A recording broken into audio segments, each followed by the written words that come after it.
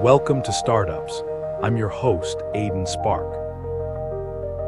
Today on Startups, imagine building an empire, only to watch it teeter on the brink of collapse because of one colossal misjudgment. Today, we explore how Reed Hastings faced public humiliation and a company crisis that threatened everything, revealing the critical lesson he learned about vision, humility, and the power of admitting when you're wrong. A lesson that could save you from your own Qwikster moment. The harsh glow of the laptop screen illuminated Reed Hastings' exhausted face as he scrolled through an endless stream of furious comments. Netflix CEO destroys company overnight, one headline screamed. The stock had plummeted 77% in 4 months. 800,000 subscribers vanished. The Qwikster disaster threatened to unravel everything he'd built. You know that moment when your greatest strength becomes your greatest weakness, when your unwavering vision crashes headlong into reality. This is a story about what happens next. Picture yourself standing at a Blockbuster counter in 1997, staring at a $40 late fee for Apollo 13. For most people, it would be an annoyance, a forgotten receipt crumpled and tossed away. For Reed Hastings, it became an obsession. Not because of the money, but because it represented everything wrong with how people consumed entertainment. The arbitrary rules, the inconvenience, the feeling of being punished for wanting to finish a movie. You might have felt that same frustration, that nagging sense that there had to be a better way. Long before Netflix, there was a boy who preferred math problems to playground games. While other kids traded baseball cards, young Reed lost himself in the elegant certainty of equations. In his childhood bedroom in Boston, textbooks and scientific journals crowded out typical teenage treasures. His mother, a mathematician, recognized something familiar in her son's analytical mind. But it was his time in Swaziland with the Peace Corps that transformed this technical thinker into something more. Picture him standing before a classroom of eager students, the red dust of Africa coating his shoes, teaching mathematics under a tin roof that amplified every raindrop into thunder. This was where he learned that the most elegant solutions often come from understanding human needs, not just solving technical problems. Success came early with Pure Software, a company that made debugging tools for developers. By 1997, it sold for $750 million. But something gnawed at Reed.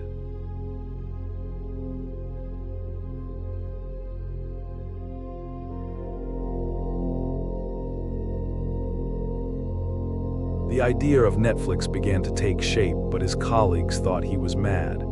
Take on Blockbuster, the industry giant with 9,000 stores. Impossible. Yet that resistance only fueled his conviction.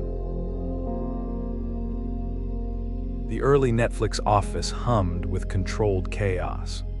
Rows of DVDs lined industrial shelves like soldiers awaiting deployment. The whirring of computers mixed with the rustle of red envelopes being stuffed and sorted. Every morning brought new challenges. Logistics nightmares, customer service crises, the constant threat of Blockbuster's looming shadow. But in this apparent disorder, Reed saw patterns emerging. The future was taking shape, one mailed DVD at a time. If you're enjoying Startups, please like, subscribe, and scan the QR code for our free 7-day email course, Become an Innovation Engine.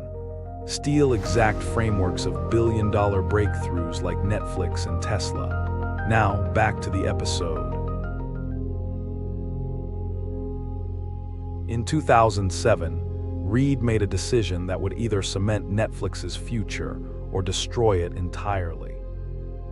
While the DVD business was thriving, he saw something others missed: the internet was about to change everything. Against internal resistance, he pushed Netflix towards streaming.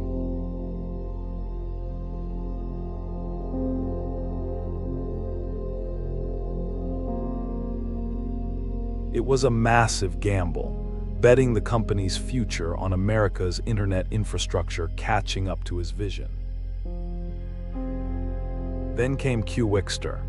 In 2011, Reed announced Netflix would split into two services, streaming and DVD rental.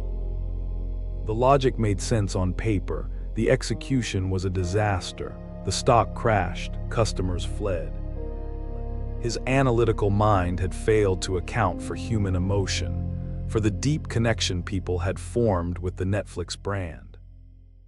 Standing in his office, surrounded by emergency board meetings and crisis management teams, he faced a choice: double down on his decision or admit he was wrong.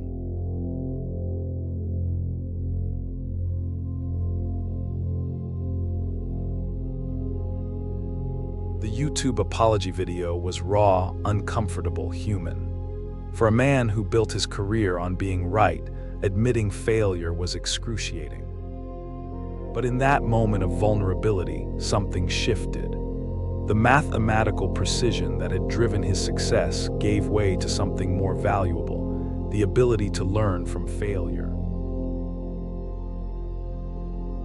What happened next defied every business school prediction. Instead of marking Netflix's end, the Qwikster disaster became its catalyst for transformation. Reed doubled down on streaming, but with a crucial difference.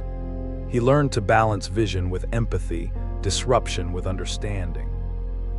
The launch of House of Cards in 2013 marked more than Netflix's entry into original content.